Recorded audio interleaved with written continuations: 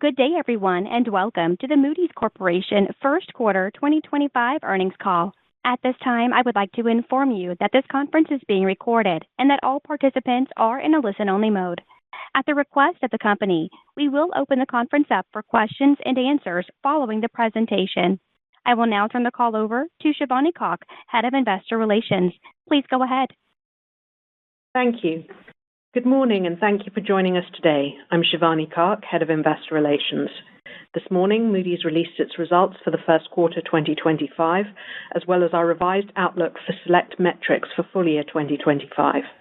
The earnings press release and the presentation to accompany this teleconference are both available on our website at ir.moodys.com. During this call, we will also be presenting non-GAAP or adjusted figures. Please refer to the tables at the end of our earnings press release filed this morning for reconciliations between all adjusted measures referenced during this call in U.S. GAAP. I call your attention to the safe harbor language, which can be found towards the end of our earnings release. Today's remarks may contain forward-looking statements within the meaning of the Private Securities Litigation Reform Act of 1995.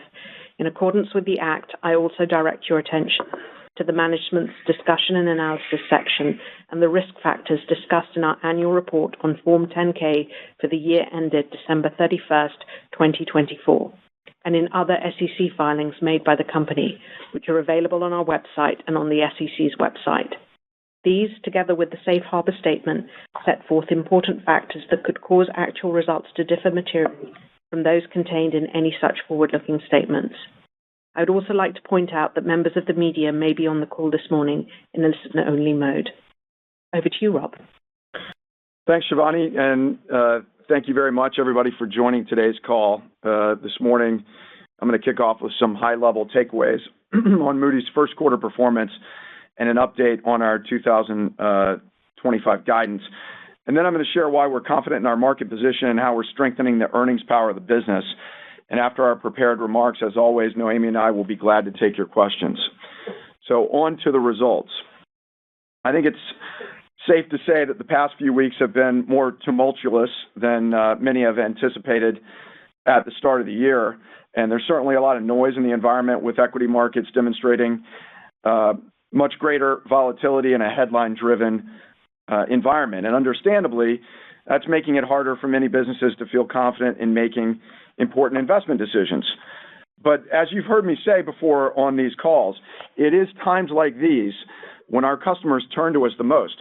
And that's because we've got a vast reservoir of proprietary data and insights, mission-critical software solutions, and decades of experience in understanding credit impacts to countries, industries, and companies. And we've done this all over the world across all sorts of economic cycles and geopolitical events, and this time is no different. So amidst this backdrop, we delivered some very strong results in the first quarter. We achieved a record $1.9 billion in first quarter 25 revenue. That was up 8% year over year. In fact, both of our businesses grew revenue at 8%. And with some very disciplined expense management, Moody's adjusted operating margin reached 51.7%. That's up 100 basis points from the first quarter of last year. And adjusted diluted EPS grew 14% to $3.83. And that really is the power of this franchise shining through. Now, turning to MIS, we delivered 8% revenue growth on issuance growth of 9%. And MIS achieved its highest ever quarterly revenue of $1.1 billion with an adjusted operating margin of 66%. And that was up 140 basis points. At this quarter, private credit was a meaningful contributor to growth, particularly in structured finance. In fact, in the first quarter of 25, we had 143 private credit-related deals. That's up from 69 in the first quarter of 24. Roughly a third of that volume came from private credit-backed ABS, CLOs, and RMBS structured finance issuance. And then BDCs and fund finance was almost another one-third. In fact, 20% of first quarter revenue growth in structured finance was attributable to private credit. So you can see private credit emerging as a tailwind for our ratings business.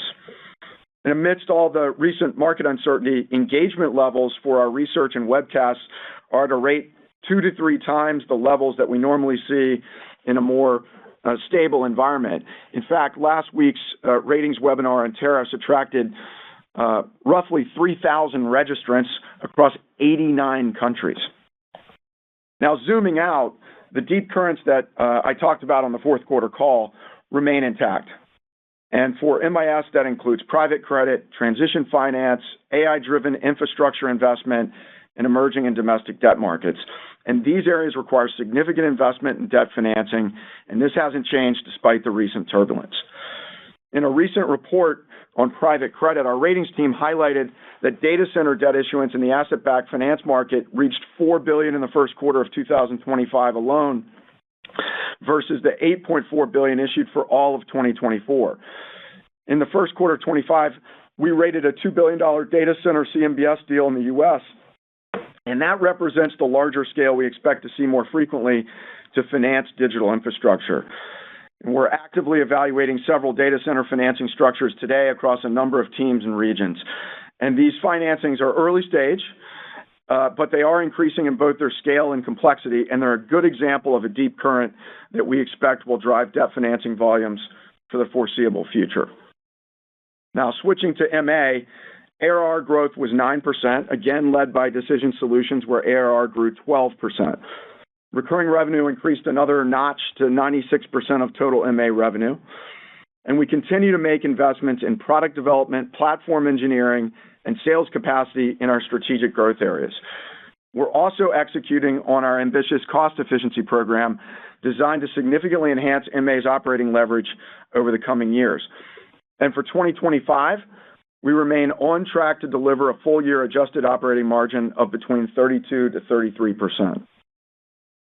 Now, underpinning the 9% ARR growth is a very strong first quarter in terms of new business execution. And I want to share a couple sales wins from this past quarter that illustrate that. First was a multi-million-dollar KYC deal with a major global bank to help them strengthen financial crime compliance. And we've grown this relationship by more than 2 times since 2020 by expanding the breadth and depth of our products being used across the bank, from credit rating feeds to economic data to early warning detection.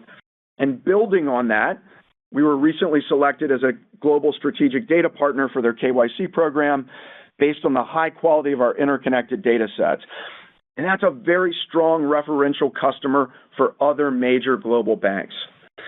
The second was our first agentic AI sale in the KYC space with a major crypto trading platform that handles about $1 billion a day in trading volume. In the first quarter, we signed a multi-million-dollar contract across a suite of our solutions, and they're the first customer using Agent Review, which is our new KYC AI screening agent that helps onboard customers more accurately and quickly. And given all the manual labor in the KYC space, AI agents have a very compelling value proposition, and we're excited about this opportunity. So more broadly, let me provide a quick update on our AI strategy across MA. And our focus remains on harnessing the transformative potential of generative AI to drive growth, to enhance customer experiences, and achieve a more efficient operating model. On the commercial front, last quarter I talked about how customers who upgraded to Research Assistant contributed meaningfully to growth in the research and insights business in 2024. Beyond Research Assistant, we've introduced 3 unique generative AI offerings that highlight the power of integrating our proprietary data to accelerate decision-making for our banking and KYC customers. It's the automated credit memo, the early warning system, and the KYC AI agent that I just talked about. Additionally, Gen AI navigators, now embedded in over a dozen MA product lines, are enabling on-demand customer support and improving user experiences across our solutions. And these navigators are helping customers maximize the value of our products. We've also deployed generative AI internally across 3 of our most significant functional job families in MA, including customer service, engineering, and sales. So, for example, our customer service assistant has enabled a 20% reduction in resources for our support team while significantly improving response times, all without compromising the quality of customer interactions. In engineering, we're rolling out increasingly advanced AI tools to empower our software engineers, setting ambitious adoption targets to accelerate roadmap delivery and drive innovation. And we've recently launched a transformative internally built agentic tool that will act as a sales companion for relationship managers and their specific books of business. It's designed to act as a catalyst for tailoring our value propositions, for streamlining prospecting and meeting preparation, and accelerating buying decisions.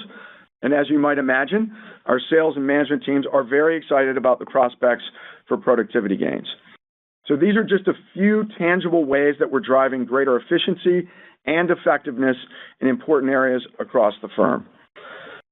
So anchoring this back to where I started my comments just a few minutes ago, Moody's value proposition is especially relevant in times of change and uncertainty, and we're doubling down on improving the earnings engine of our business and delivering strong results in the face of volatility. And while the services that Moody's provides are not directly impacted by tariffs announced to date, we do believe many businesses are being impacted by the uncertainty of impending trade tensions. And this uncertainty, in turn, leads to customers delaying financing and investment, and we've seen this in the first few weeks of April. As I think most of you would expect, we're taking a more conservative approach to guidance given the operating environment since we issued our initial guidance earlier this year. And we've widened and lowered our guidance range to accommodate a broader range of potential outcomes at this point in the year. And Noémie's going to share more details in her prepared remarks, and I'm sure we'll address this further in Q&A. Now, looking beyond the near-term dynamics in the markets, we feel confident about the deep currents that are underpinning the demand for our solutions. First, the evolution of capital markets, including private credit. Second, the digital transformation and automation in financial services industries. Third, the imperative to know more about who you're doing business with. Fourth, the financial impact of extreme weather events. And fifth, the transformative power of generative AI and the tremendous unlock available from proprietary data. And I want to double-click on a few of these for just a moment. I've highlighted the growth coming from private credit. I'm particularly excited about the groundbreaking partnership with MSCI that we announced yesterday, where we're going to be providing independent risk assessments for private credit investments at scale.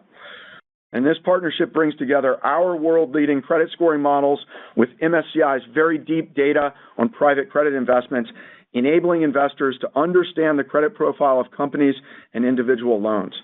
And together, we're serving a critical need for transparency and standards in the private credit market.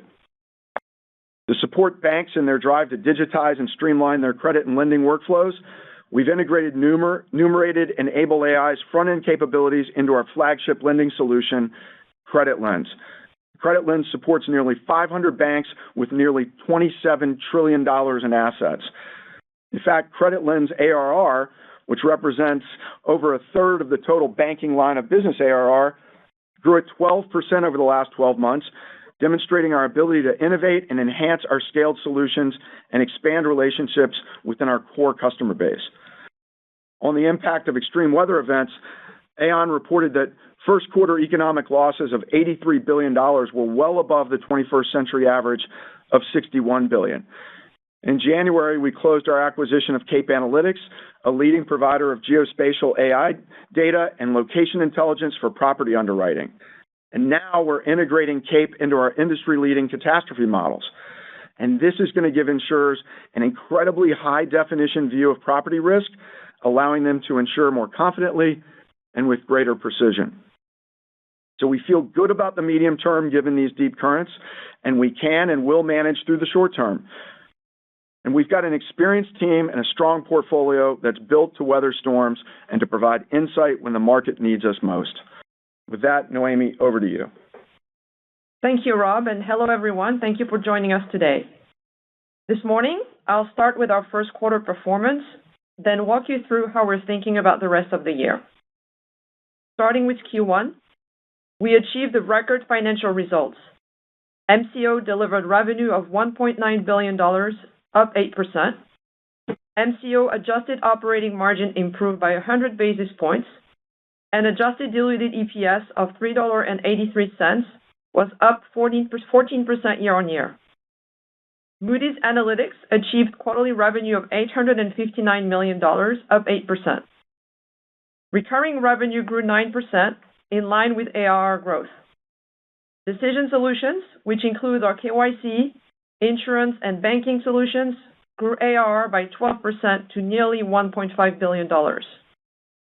And this line of business is consistently the fastest growing part of Moody's Analytics, with ARR growth of 17%, 11%, and 8% in KYC, insurance, and banking solutions, respectively.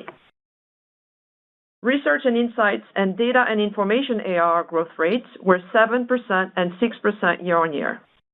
You can see this breakdown on slide 7. Double-clicking into MA's line of business results. First, within Decision Solutions, KYC led the growth with strong demand for our data, analytics, and workflow solutions. KYC ARR growth was driven not only by our banking customers, as Rob illustrated earlier, but also by significant deals with corporate customers to vet suppliers and with European government entities to investigate fraud. In insurance, our climate and specialty insurance risk solutions and HD models are key differentiators in the market, driving ARR growth of 11%. In the first quarter, we signed an exciting deal for our cyber risk models with one of the largest global property and casualty insurers, showcasing that we are embedding ourselves in the insurance ecosystem across multiple risk domains. In banking, ARR grew 8% as customers are increasingly engaging with us to automate and digitize their lending workflows. In fact, over the last year, we've seen an increase of almost 20% in new business related to our lending solutions. Turning to research and insights, now growing at ARR at 7%, the improved ARR growth rates is primarily driven by the lapping of 2 attrition events in the first quarter of last year. New business generation continues to be strong, up 20% over the last 12 months. And finally, our data and information business grew ARR by 6%. The downtick in the growth rate over the last 2 quarters continues to be impacted by 2 dynamics that we've talked about in recent quarters. An adjustment to our ESG strategy and attrition in sizable contracts with the U.S. government. Outside of these 2 areas, ARR growth would have been 10%. Now, pivoting to ratings. Record quarterly revenue was driven by corporate finance, especially from investment-grade issuers, and by structured finance, with continued momentum in CMBS and CLOs as spreads remained tight and relatively stable through Q1. And you can see this on slide 6, and as Rob mentioned, private credit was a tailwind. In the first quarter, first-time mandates were almost 200, an increase of 20% year-on-year, broadly in line with our Q1 expectations. So net-net, a record first quarter with very strong execution on the backdrop of a constructive issuance environment up to the first week of April. Now, looking beyond the first quarter, we believe it's appropriate to pressure test our initial assumptions against a wider range of scenarios and update our guidance range accordingly. The market remains very sensitive to factors including fiscal and monetary policy news flows, economic data, and the potential path and pace to a resolution. Global forecasts for GDP are being revised downwards, and the magnitude and timing of central bank rate cuts remain very much in flux. We currently anticipate high-yield spreads will widen over the next 12 months, and the latest forecast for default rates is also wider. On the global and domestic M&A front, earlier expectations have been dampened by trade policy uncertainty. As such, we now expect 15% growth year-on-year in announced M&A, down for 50% growth in our February assumptions. So how does this all translate into a full-year financial outlook? Well, first of all, we are pleased with the fact that Q1 rated issuance was broadly in line with our forecast, but we're now projecting MIS rated issuance to decrease in the low to high single-digit range for 2025. Our range accounts for various levels of activity in May and June, after a somewhat muted April, and for variability in how quickly uncertainty resolves in the back half of the year. The breakdown by asset class is in our slide presentation on slide 10.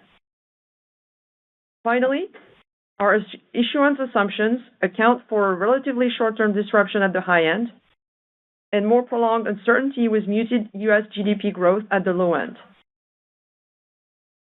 While robust deal-making activity in the back half and healthy supply of high-yield issuance in the near term are possible and certainly supported by subdued M&A levels and maturity walls respectively, we do not consider this a base case at this time. Reflecting our updated issuance outlook, we now expect MIS full-year revenue growth to be in the range of flat to a mid-single-digit % increase for 2025. MIS adjusted operating margin is expected to be in the range of 61% to 62%. Turning to MA, we are reiterating our revenue growth guidance of an increase in the high single-digit % range, and we are adjusting the high end of our prior ARR growth guidance, with full-year ARR growth now expected to be in the high single-digit % range. There are two reasons for the ARR guidance adjustment. First, we want to acknowledge that the fluidity of the external environment drives uncertainty with customers and could lead to delays in decision-making as the year progresses, although it's important to note this has not been the case so far. Second, we are reflecting higher than expected attrition with the U.S. government than originally anticipated. This includes the impact of what was realized in the first quarter and an increase in probability of attrition for contracts scheduled for renewal in the balance of the year. Having said that, we continue to build a solid pipeline of new business and believe the recent customer wins demonstrate Moody's Analytics' strong value proposition even in this environment. On the margin front, the efficiency program we announced in our Q4 call sets us up very well. It provides us with the capacity to continue investing to capture demand from the multi-year deep currents Rob highlighted and deliver on our commitment to scale margins. Bringing this all together, with our adjustments to MIS revenue guidance, we expect full-year 2025 MCO revenue growth in the mid-single-digit range, with an adjusted operating margin expanding by about 100 to 200 basis points to a range of 49% to 50%. Our adjusted diluted EPS guidance range is a range of $13.25 to $14, representing 9% growth at the midpoint versus last year. Now, for modeling purposes, we expect the calendarization of top line and margin for MIS to be below the normal seasonal pattern for Q2, following the strong Q1 results and considering April issuance volumes. We anticipate that revenue will remain stable between the second and third quarter, before declining in the fourth quarter sequentially in line with historical norms. For MA, we expect our year-over-year total revenue growth to be in the high single-digit % range, with sequential quarterly increases consistent with the prior year. Turning to operating expense, and excluding the impact from restructuring and asset abandonment charges, we expect expenses to ramp by about $15 million from the first quarter to the second quarter and gradually increase sequentially in the back half of the year in line with historical trends. The expected savings associated from our efficiency program will partially offset annual salary increases and variable costs as the year progresses. Turning to our balance sheet and capital return, we have a strong financial profile and will continue to return capital to shareholders. We are maintaining our prior share repurchase guidance of at least $1.3 billion for 2025.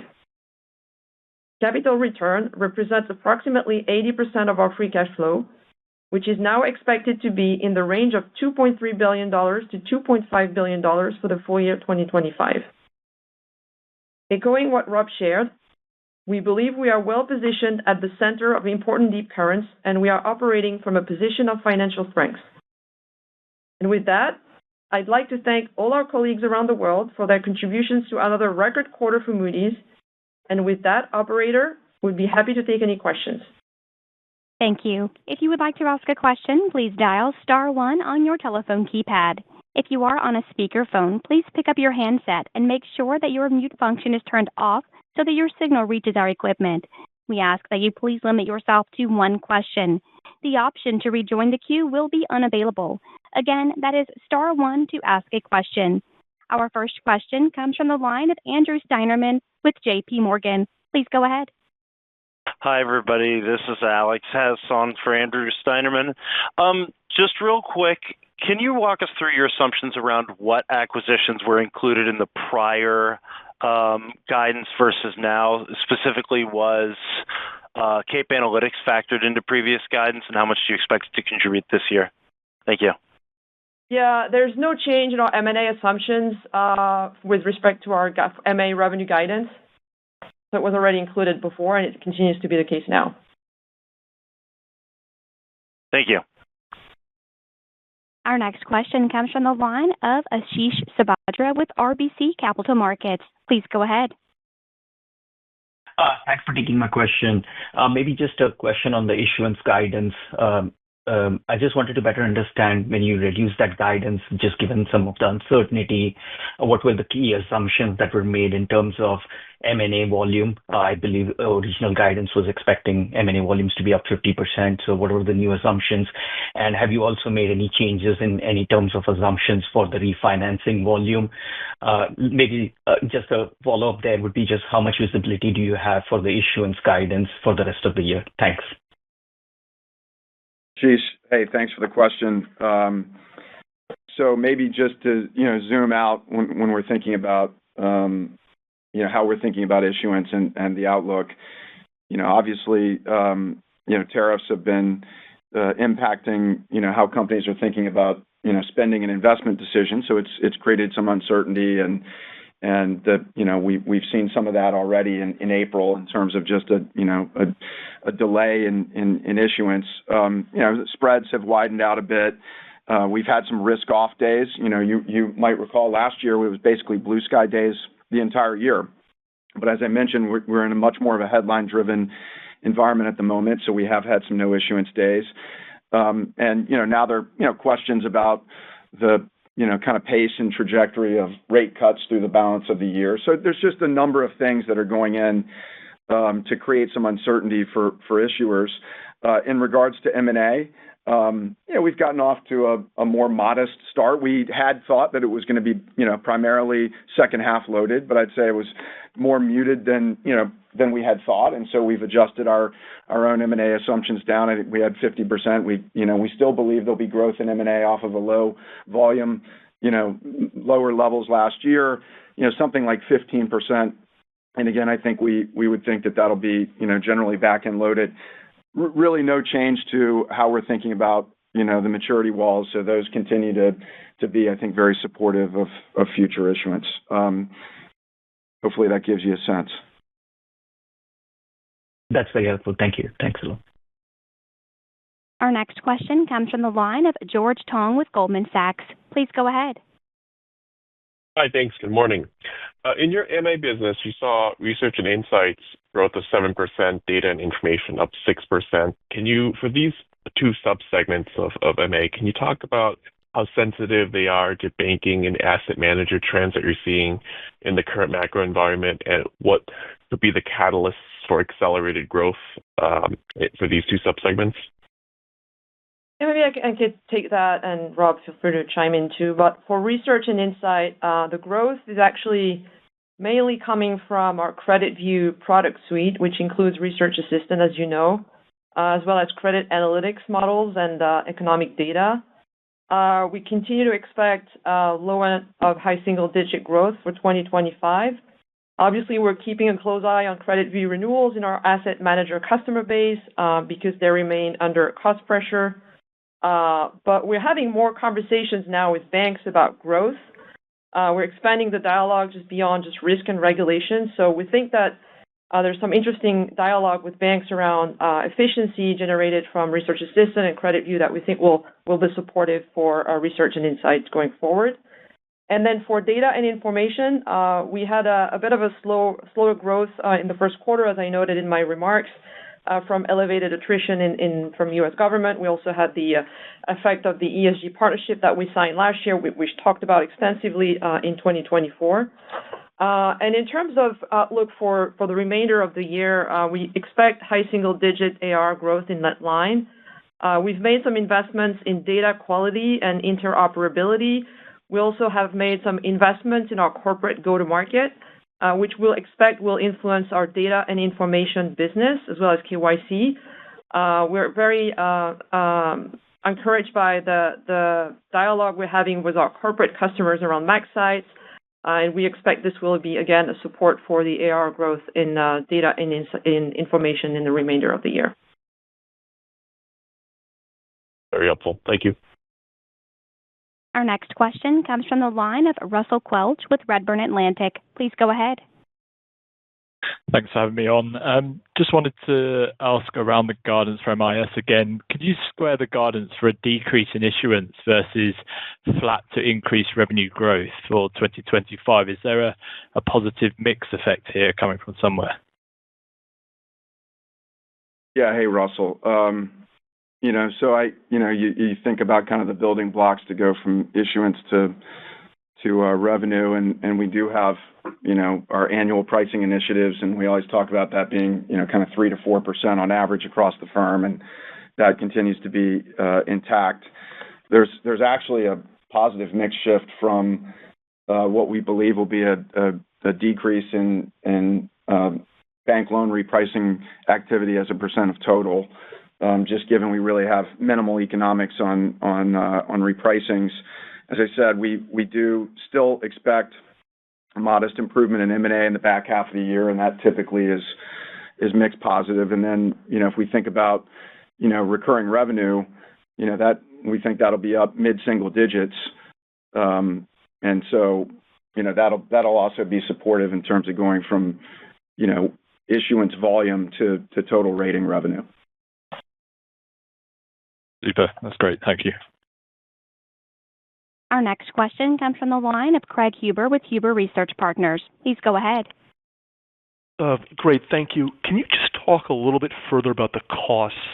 I was pretty pleased with your cost containment this last quarter. Obviously, your restructuring charges the last 2 quarters were higher than normal. But just talk about in a little more depth about where you're pruning the costs out here between the 2 different divisions. Maybe also touch on your outlook for incentive comp for the year and stuff. Just some more color, please. Thank you. Yeah. So you pointed out we've announced an efficiency program in the fourth quarter. We're executing on that program as we planned.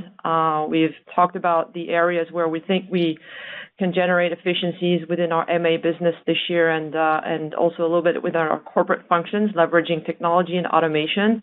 We are through the integration of our acquired entities that has generated some efficiency gains in the Moody's analytics. And just to give you a bit of color on the margin outlook for the remainder of the year, we expect to be now in the range of 49 to 50% for the full year. That's up 100 to 200 basis points. We already had some improvements in the first quarter.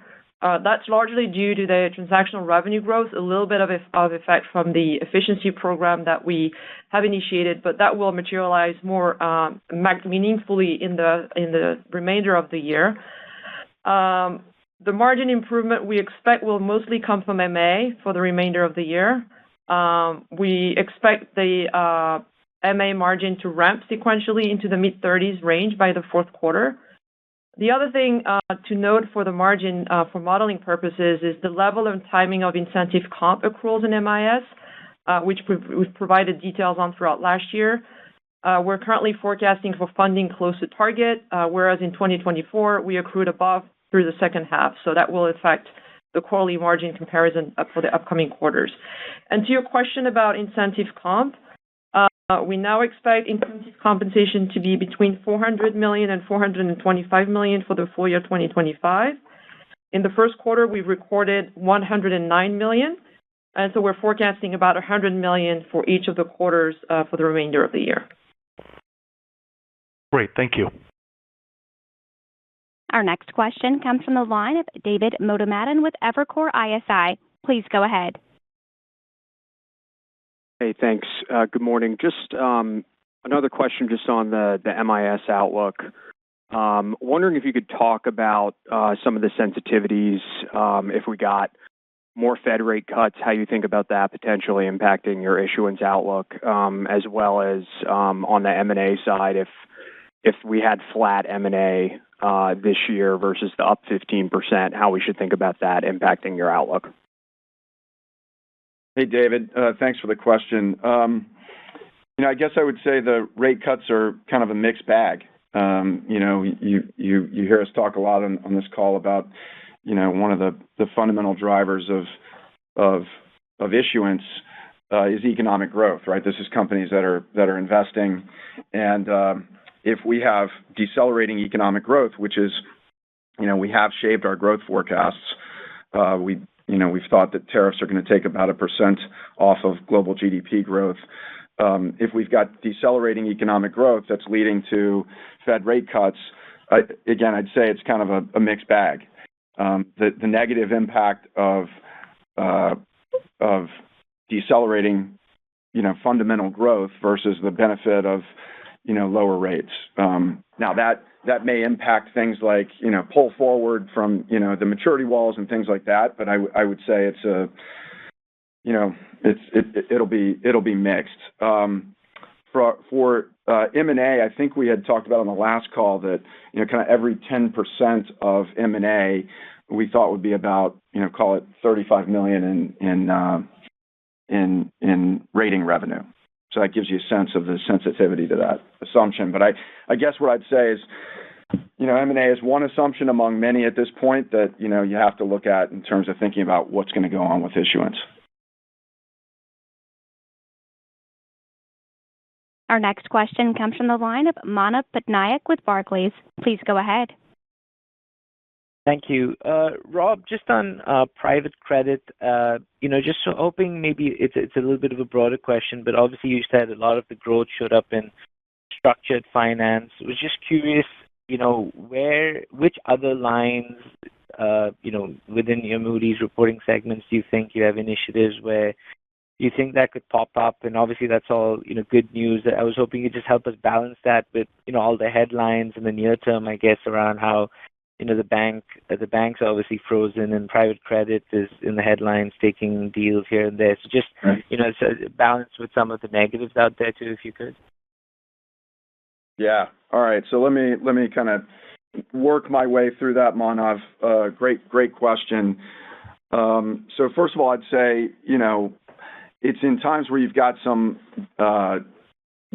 volatility in the public markets that we've seen that private credit can step in. We've seen that with, we started with, post-financial crisis, but we really saw it with COVID and then in 2023 when we saw some stress in the U.S. banking system, we saw private credit again step in there as a funding source.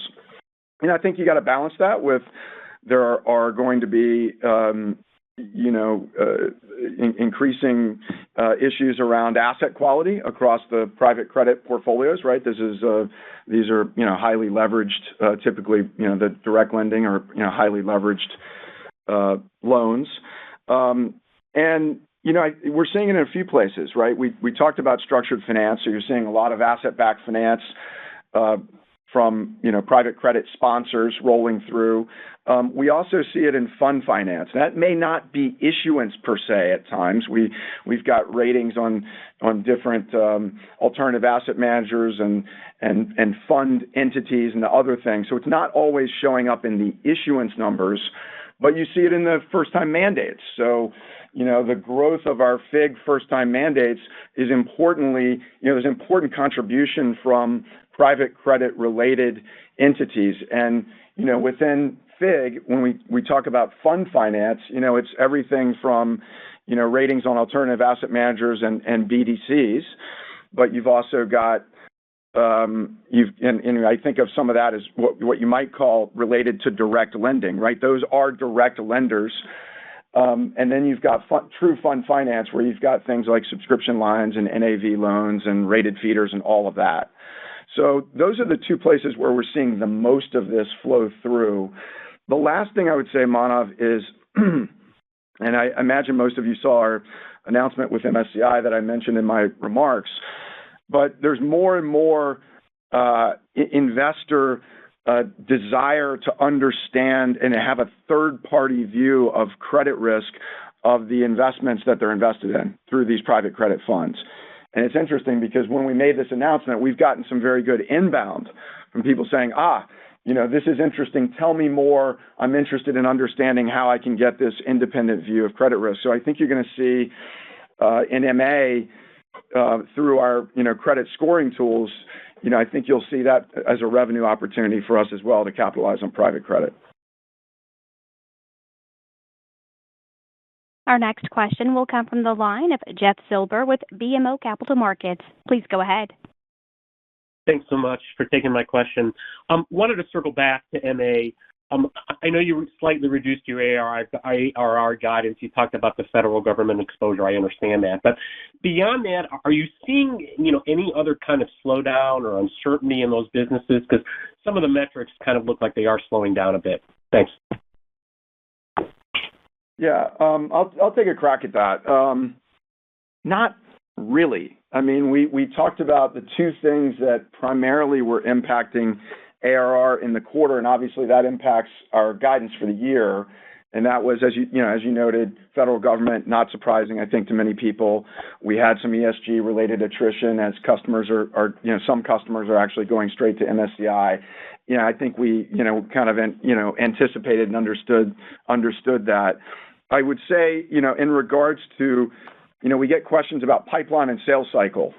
And we've had a number of questions over the years as we go into these, periods of turbulence about, are the sales cycles extending? And I would say, no, not at the moment, but it's early, right? And so in 2023, when we saw stress with the regional banks in the United States, it's not so much that we saw the sales cycles extend, but we saw some of the sales cycles push farther out in the calendar year, right? Where banks just said, hey, look, I'm not ready to make a decision yet. I need to get more certainty about, the operating environment and let's revisit some of this. So the second thing is the pipeline is, our pipeline across MA is quite robust. It's up, double digits from the same time last year. So the pipeline is good. We're not seeing at the moment delays in sales cycles, but when we think about our guidance for the year, I think you're seeing us just acknowledge that it's a possibility. We want to acknowledge in an environment of heightened uncertainty, it's possible we could see some of this push out, and we're also acknowledging these two, attrition kind of themes from the first quarter. I appreciate the candor. Thanks so much. Our next question comes from the line of Alex Kramm with UBS. Please go ahead. Yes. Hey, good morning, everyone. Just coming back to MIS for a second. I didn't fully understand the commentary you made from a seasonal pattern perspective. So maybe you can just give a little bit more detail there. What you said about the second and the third quarter. I think you said second to third is stable, but I think from a second quarter perspective, you didn't really say much in terms of what you expect following this poor April. Are you expecting May and June to get better? Or what exactly should we be thinking about here from a seasonal perspective? Sorry about the short-term focus, but clearly a lot in flux. Yeah, no, I'll start, and Amy, feel free to jump in. I think the way we've thought about this, obviously, we're incorporating the soft start to April, obviously, in our 2Q. And when we, kind of think about the quarters, the biggest adjustment that we made in terms of thinking about revenues for the ratings business is in the second quarter. And, we don't know exactly how long some of this turbulence is going to last. I can talk a little bit about the current pipeline if people are interested, kind of what we're seeing. But I would say the biggest adjustment was to revenues was, in the second quarter, and then less in the third and less in the fourth. So, we're thinking, ratings is going to be down somewhere in the kind of ratings revenue, down somewhere in kind of the mid-single digit range in the second quarter, down in kind of the low single digit range in the third quarter, and up in the mid-single digit range in the fourth quarter, and that gets us to somewhere between flat to mid-single digit revenue growth for the year. Helpful. Thank you. Our next question comes from the line of Faiza Alwy with Deutsche Bank. Please go ahead. Yes. Hi, thank you. I wanted to ask about MIS margins and, expenses more broadly. I think, Rob, you had talked about some, Gen AI related efficiencies more broadly in the business. I think you might be talking about MA, but I'm curious, to the extent the environment, worsens from an issuance perspective relative to how you're thinking about it at the moment, how much flexibility do you have in terms of, whether it's pulling back on investments or just, some of these efficiencies that are coming through? Yeah, Faiza, hey, thanks. There's two things I'd say here. First of all, we've managed through all these air pockets over the years. I can't tell you how many of these calls I've been on where there's some turbulence in the markets and, we get these questions about how are we thinking about being able to manage expenses. And the reality is that, we've got what I'd call kind of the traditional levers that we're able to pull. So if we see cyclical declines in issuance, typically we are very effective at managing headcount and, all of that kind of stuff. That's the first thing that we would look at, and that's what you would expect us to do in a declining issuance environment. Only if there's structural changes would we say, hey, look, we need to fundamentally think about the resourcing of any particular. But in this case, I think we definitely think this is, a cyclical issue. So there's the traditional levers of just being able to manage hiring very effectively, which we've done over the years. And then second, we talked about this idea of becoming increasingly volume agnostic within a band of issuance while maintaining strong controls. And we've really been working at doing that by, it's not just the AI tools. Those are helpful, but it's also about, building modern applications for our analysts, analytical applications, rating workflow applications, those kinds of things that deliver efficiency to them, right? So that over time, we're able to actually be able to handle more credits per analyst, right? That's obviously the goal, and to be able to do that, with consistent rating quality and engagement with the market and high quality research. The advent of AI gives us the opportunity to deploy more tools to the analysts, but of course we have to make sure we do that in a way that respects our regulatory environment and has the right control environment around it. So like many banks, we're more deliberate in how we deploy AI in the rating agency, because we need to make sure we have transparency on how we're using AI across the agency. Thank you. Our next question comes from the line of Owen Lau with Oppenheimer. Please go ahead. Hi, good morning. Thank you for taking my question. So going back to your partnership with MSCI, could you please add more color on the revenue model of the independent risk assessment? What are the use cases? What are your clients are looking for? And also how big this opportunity can become longer term? Thanks. Yeah, Owen, thanks for the question. We haven't, disclosed, kind of the revenue model or opportunity, but, I think we all understand that the private credit market is significant and growing rapidly. And what I would say is, in our engagement with investors, and, that includes, everything from pension funds and long-only investors to insurance companies who are big allocators to private credit, we've heard that there's a lot of desire to have a rigorous third-party credit assessment of the investments that these entities are invested in. So if you think about how we're serving the private credit market, we serve the alternative asset managers and GPs, and we also are now have an opportunity to really serve the investors. And so what we're doing with MSCI, they have by virtue of their current platform, they have some very rich in-depth data on private credit investments across, the fund universe. And now they have the ability to leverage our models to be able to provide, our EDFX, our quantitative credit risk scores to those investors. Over time, I think you would imagine that, as we have the opportunity to provide these scores, so, the customers are going to opt in. And over time, you can imagine, working together to build, benchmarks and research and indices and all sorts of other things that continue to provide additional transparency and insight into the private credit market. Thanks a lot. Our next question comes from the line of Pete Christensen with Citi. Please go ahead. Thank you. Good morning, and thanks for the question. I was just curious if we could just drill down into the assumption on first-time mandates. I guess there's a lot of confidence there that's going to continue throughout the year. Just curious if you could just walk us through your confidence in that number throughout the year. Thank you. Yeah, you're right. First-time mandates have actually continued to be, the momentum that we had in 2024 has continued into the first quarter.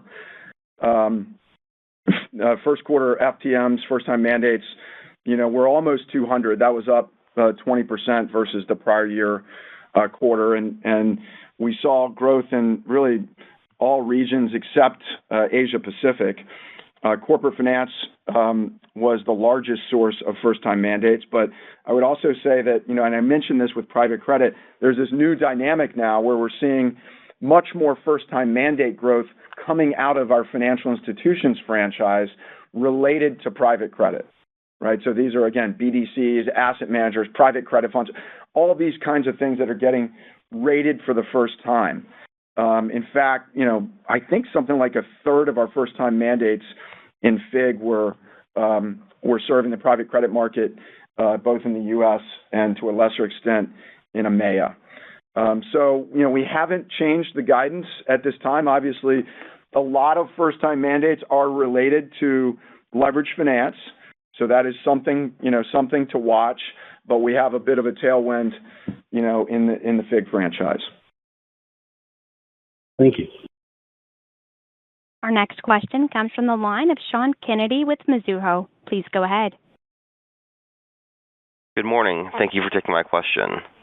So it was nice to see strong growth in KYC this quarter, and you touched on this on the prepared remarks, but I was wondering if tariffs and heightened macro uncertainty is acting as a catalyst for helping penetrate the corporate market. And could you also touch on the total opportunity and go-to-market strategy there? Yeah. Hey, Sean. Good to have you on the call. So it's interesting, this point about, your question about are tariffs actually driving have the potential to drive some demand for, our solutions around KYC and supply chain and supplier risk. And I think the answer is potentially yes. Because, we've talked about on the call before that, this massive amount of company data, and then we've been enriching it with these other data sets to serve these various use cases, right? It started with KYC. It's a very high growth scale use case for us. But we talked about this corporate platform that we've deployed. We call it MaxSight, where we're not just serving, KYC, but we're also now serving, for instance, supplier risk and elements of supply chain and so on. So, we launched that platform in the first quarter for corporates. Got something like 150 quoted opportunities in the pipeline. So there's a lot of really good dialogue with customers around these kinds of use cases, and we're seeing some early traction in that dialogue in areas like, kind of logistics and healthcare and TMT. So, I think, again, when we see areas where there's uncertainty, what you see is customers wanting to try to work through that uncertainty, get additional tools, get additional data site, and I think that's part of what we're seeing here. Got it. Very helpful. Thank you. Good luck with the rest of the year. Thanks. Our next question comes from the line of Joshua Dennerlein with Bank of America. Please go ahead. Yeah. Hey, guys. Rob, just trying to tie some of your comments today on expense management and margin versus maybe what we've seen in your history. If I look back to 2022, we saw like a fairly significant slowing in missed revenues and margins really compressed. Is that not a good analogy to what might happen if missed revenues slow a lot more than you expect this year? Hey, Joshua, thanks for the question.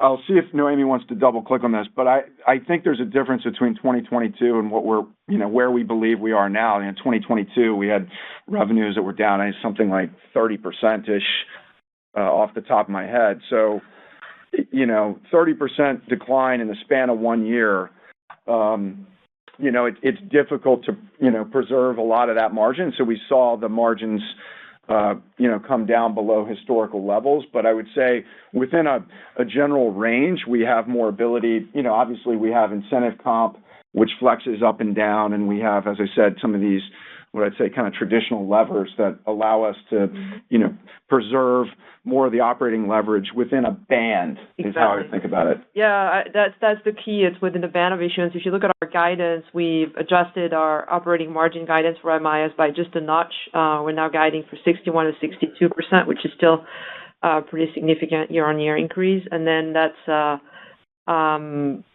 Rob's point, we're being cautious with discretionary spend, and we also continue to invest in our digital workflows and analytical tools. I think it's important to continue to equip our analysts with the technology that will help us be volume agnostic in the future as well.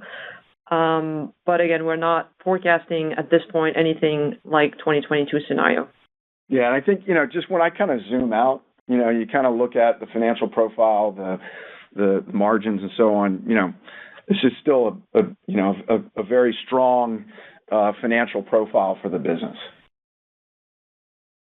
Thanks, guys. Our next question will come from the line of Jason Haas with Wells Fargo. Please go ahead. Hi, good morning. This is Junyi on for Jason Haas. Just wanted to follow up on the KYC question earlier. Curious to what extent you consider the current MA profile as countercyclical, and are there any other specific subsegments that hold up better than others during downturns, maybe like insurance? Thank you. Hey, thanks for the question.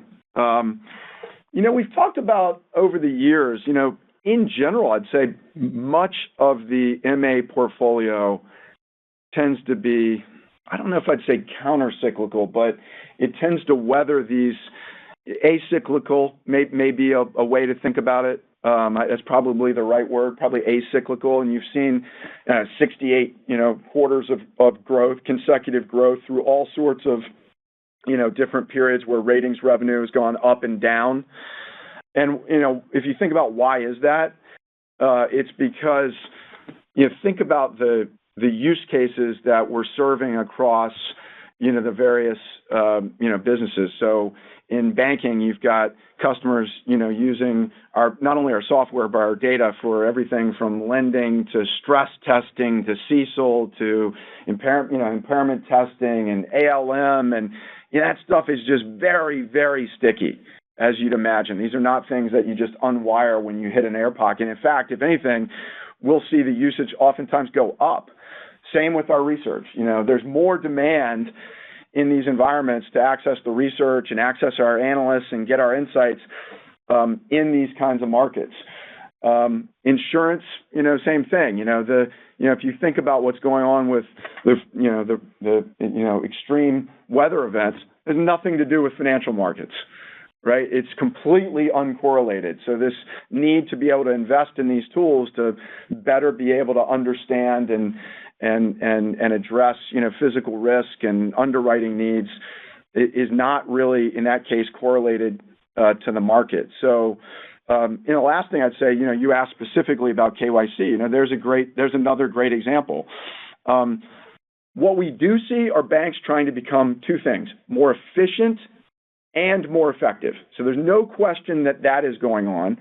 But what we don't see are banks saying, hey, KYC is somehow less important. I don't need to invest in it. This is a place that I'm going to cut. You do that, and next thing you know, you have a fine or a consent order. And so, I think banks have been very clear. They want to make sure they have regulatory compliance, but they also want to make sure they can get more and more efficiency. And that's why I mentioned this AI screening agent, because that is a fantastic opportunity to help banks with compliance, to be more effective, to reduce false positives, but to be much more efficient. And so I think we're expecting to see some good demand there. Very helpful. Thank you. And that will conclude our question and answer session, and I will now turn the call back to Rob for any closing remarks.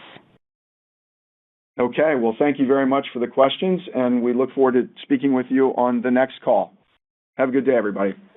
Thank you. This concludes Moody's Corporation First Quarter 2025 earnings call. As a reminder, immediately following this call, the company will post the MIS revenue breakdown under the Investor Resources section of the Moody's IR homepage. Additionally, a replay will be made available after the call on the Moody's IR website. Thank you. You may now disconnect.